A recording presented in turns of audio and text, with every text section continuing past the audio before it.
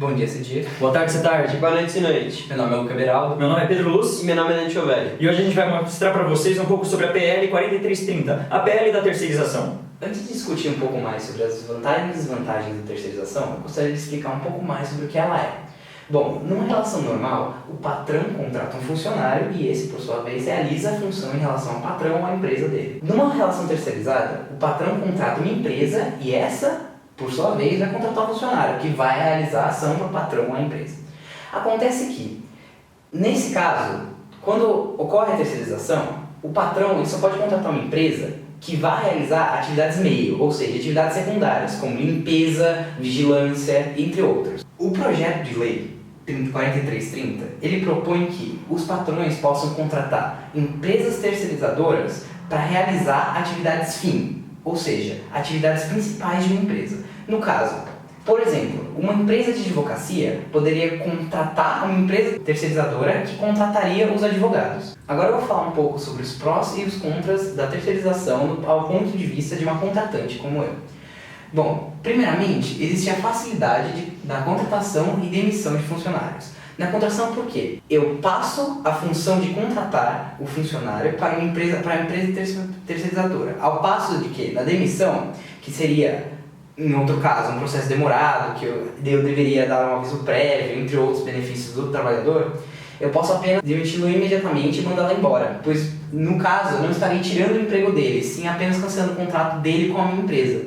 Ele ainda continuará tendo emprego na empresa terceirizadora. Utilizando a terceirização, eu também consigo obter mais lucro, pois eu não tenho de lidar com todos os ônus trabalhistas dos funcionários, como por exemplo, 13º, entre outros benefícios, que agora caem sob responsabilidade da empresa terceirizadora. E finalmente, uma novidade do PL 4330.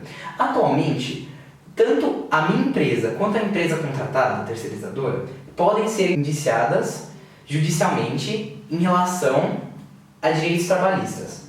Com o novo PL 4330, isso não será mais possível, desde que eu, como empresa contratante, fiscalize os pagamentos dados pela empresa contratada aos funcionários. E, mesmo com todos esses prós, ainda há os contras. No caso, a falta de controle de qualidade sobre o trabalho. Bom, como a relação de patrão e funcionário ela está sendo distanciada pela empresa terceirizadora, não é possível eu, como patrão, supervisionar muito eficientemente o trabalho dos meus funcionários.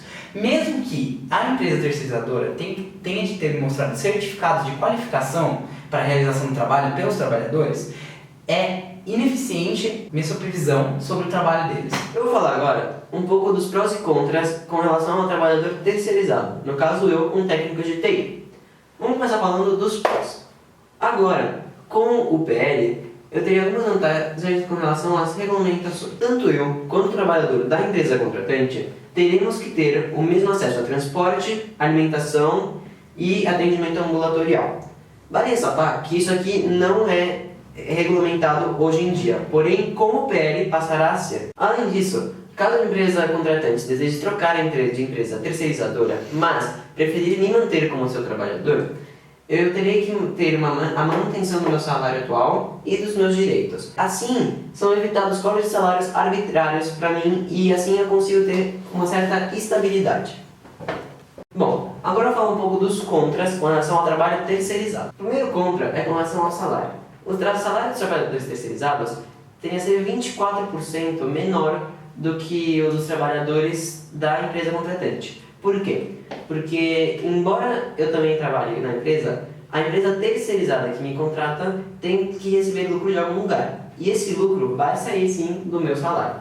Sendo assim, eu acabo desestimulado na hora de trabalhar. Além disso, o número de acidentes com os trabalhadores terceirizados é muito maior do que com os da empresa contratante. Porque, embora eu tenha as mesmas condições de trabalho e embora a empresa tenha que ter os mesmos cuidados comigo, ela acaba sendo um pouco mais descuidada. Existe uma instabilidade muito maior no trabalho comigo, porque, de novo, embora eu trabalhe na empresa, eu sou de uma empresa terceirizada e eu posso ser substituído muito facilmente. Por isso eu acabo trabalhando, em média, 2,6 anos a menos do que o trabalhador do contratante. Além disso, inclusive por conta da instabilidade do trabalho, eu acabo sendo excluído do trabalho, porque a relação com o trabalhador acaba sendo, na verdade, a relação entre a contratante e a terceirizadora, e não entre a contratante e o trabalhador. Por isso, o meu poder aquisitivo de direitos e de aumento de salário, por exemplo, acaba sendo muito menor. Isso diminui meu poder de negociação com a empresa. De acordo com o PL, o sindicato do trabalhador agora será o sindicato da empresa contratada e não da contratante. Isso é ruim por duas razões.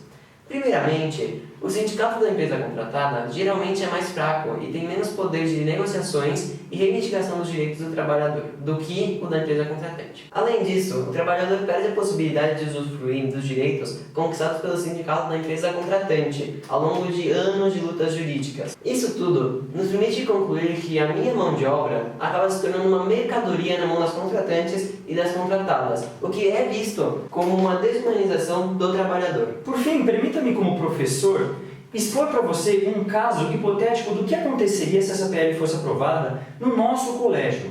Lembrando, o nosso colégio é uma organização sem fins lucrativos. Isso significa que qualquer lucro que saia dele vai ser armazenado para ser investido no próprio colégio. Vamos lembrar também que essa proposta permite que atividades fim sejam terceirizadas. Isso significa que, no caso de uma escola, todo o setor educacional, pedagógico, vai poder ser terceirizado. A orientação educacional, os professores e tudo relacionado a isso. Vamos ver primeiro os prós disso. Em primeiro lugar, com a ampliação das possibilidades de terceirização por parte do PL, fica óbvio que o Dante sofreria menos gastos, pois, afinal de contas, ele vai ter menos despesas diretas com os ônus trabalhistas. Ora, se ele é uma organização sem fins lucrativos e vai obter menos gastos, esses gastos vão poder ser investidos em, por exemplo, tecnologias, novos projetos educacionais, o que vai causar um certo progresso para o colégio. Em segundo lugar, esse PL determina o seguinte, que sócios do próprio Colégio Dante, que é uma sociedade sem fins lucrativos, não podem ser sócios das empresas contratadas. Isso é muito importante porque evita a corrupção. Por quê? Porque ele vai evitar que empresas terceirizadoras sejam contratadas apenas para o desvio e o lucro do sócio. Ela não vai poder ser contratada apenas para o lucro desse sócio, para desvio de verbas. Nós vamos ter também uma vantagem para os administradores do colégio. Afinal de contas, com a terceirização e a maior rotatividade de mercado dos funcionários terceirizados, seria mais fácil afastar do exercício do ofício dentro do colégio um professor ou algum outro funcionário que, por exemplo, desrespeitasse os alunos, desrespeitasse os professores, desrespeitasse a instituição, desrespeitasse outros funcionários. Seria mais fácil afastar também quem expusesse ideologias que fossem contra as ideologias da própria administração. Será que isso é bom? Será que isso é ruim? Infelizmente. Por fim, a gente tem uma vantagem óbvia, que é o distanciamento do professor do aluno. Ora, se o professor tem uma volubilidade tão grande, ele vai manter um distanciamento em relação ao aluno. Isso pode ser visto como uma vantagem, pois causa uma relação aí de maior neutralidade, menos preconceitos em relação ao professor ou aluno, mas isso tem seus vieses, tem seus contras, como a gente vai ver já. Por outro lado, como vocês vão poder perceber, existem vários contras à terceirização total, inclusive, das atividades fins no âmbito escolar. Em primeiro lugar, o nosso colégio é famoso pelos vários benefícios que ele fornece aos funcionários. Um exemplo são as bolsas que eles dão até 2 filhos, são os descontos que eles têm para materiais. Vários benefícios são dados aos funcionários do Colégio Dante. Com a terceirização, o colégio não tem mais que fornecer esses benefícios. Claro, segundo a lei, ele tem que garantir, por exemplo, os direitos básicos, acesso a transporte, alimentação, atendimento ambulatorial, mas nada garante que ele vai continuar fazendo isso para todos os outros benefícios que ele tem para os seus funcionários terceirizados. Nada garante isso. Em segundo lugar, a gente viu já que existe uma exclusão do trabalhador, um distanciamento, porque a relação principal é entre a contratante e a contratada, não a contratante e o funcionário. Isso leva ao quê? A uma menor expressividade, uma menor liberdade de expressão. O que isso significa para o professor? Significa que muitas das iniciativas que eles têm de novos projetos, novas ideias, novos dias de seminários, etc., vão ter que ser cortadas. Vão ter que ser cortadas porque eles não vão ter o poder de propor esses novos trabalhos para as coordenações. Isso vai limitar muito as formas de aprendizado dos alunos. Por fim, a gente tem o seguinte: A estabilidade de um trabalhador terceirizado, como a gente já viu, aliada ao menor salário dele, levam a uma desmotivação. Essa desmotivação leva ao quê? A um pior desempenho desse funcionário. Essa desmotivação leva ao quê? A um pior desempenho. E isso afeta todos os setores do colégio. Vamos pensar primeiro nos mais simples. No caso da segurança. Isso afeta a segurança do aluno dentro e fora do colégio, com vigilantes mais desmotivados. No caso dos transportes, afeta a segurança do aluno dentro de um veículo no meio da rua, se você tem motoristas menos desmotivados. No caso da orientação educacional, uma orientação educacional menos motivada vai levar a um pior atendimento do aluno em caso de problemas na educação, em caso de dificuldades de estudos. Todo esse auxílio que se tem hoje em dia vai poder ser evitado, especialmente também no caso de problemas pessoais, que nós sabemos que a orientação educacional tem um papel importante nos problemas pessoais dos alunos também. Por fim, vamos pensar no professor. Um professor desmotivado leva, em primeiro lugar, a um ensino pior. Não necessariamente ruim, mas pior. Segundo, leva a um desincentivo por parte do aluno. O aluno é muito afetado pelo estado de espírito do professor, qualquer professor sabe bem disso. E um aluno desmotivado vai levar ao quê? A um pior rendimento das notas. Afinal de contas, a atividade de fim não é que o aluno aprenda, um pior rendimento nas notas refere-se a um pior rendimento também no aprendizado. Por fim, tem aquela questão que a gente comentou do distanciamento entre o professor e o aluno. Uns podem chamar isso de neutralidade, uma análise positiva, uma análise científica e concreta que o professor faz no desempenho do aluno. Porém, hoje em dia é quase consenso de que uma relação amistosa e próxima de um professor com um aluno permite um desempenho e um aproveitamento muito maior. Isso porque um aluno que se aproxime de seu professor numa relação amistosa, ele vai ter um engajamento maior durante as aulas, e eles vão conseguir trocar ideias, porque todo mundo sabe que os professores também aprendem com os alunos. Ele vai conseguir ter uma maior participação, seja na aula, seja em desenvolver ideias com o professor para novos seminários. Vários seminários, inclusive no próprio colégio, eles são desenvolvidos a partir de ideias dos alunos. Outro problema muito importante desse distanciamento é a padronização.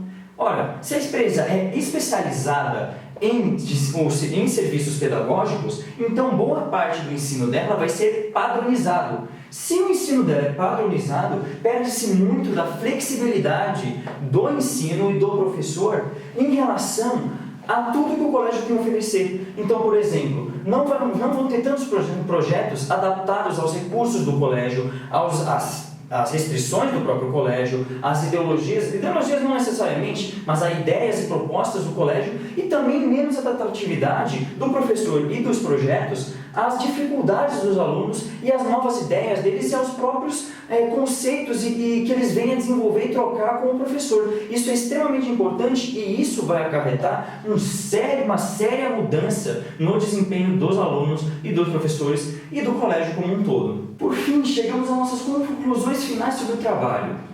O nosso grupo de trabalho chegou à conclusão, e a partir da análise de tudo isso, que não deixa de ser uma opinião, de que os fatores contra a aprovação do PL 4330 e contra boa parte dessa terceirização decorrente dele sobrepõem e muito os fatores a favor dessa terceirização ampliada e desse PL. Mas é muito importante ressaltar que não só nós dentro de um grupo podemos ter opiniões diferentes, como grupos sociais podem ter opiniões distintas, muito distintas. Nós vimos, como foi retratado no trabalho, que empresários, donos de empresa podem ter posições, por exemplo, a favor desse PL. Já os trabalhadores, especialmente trabalhadores terceirizados, todos os trabalhadores como um todo, que são a maioria nesses grupos sociais, eles podem ter opiniões muito divergentes e, por vezes, contra as opiniões desses empresários.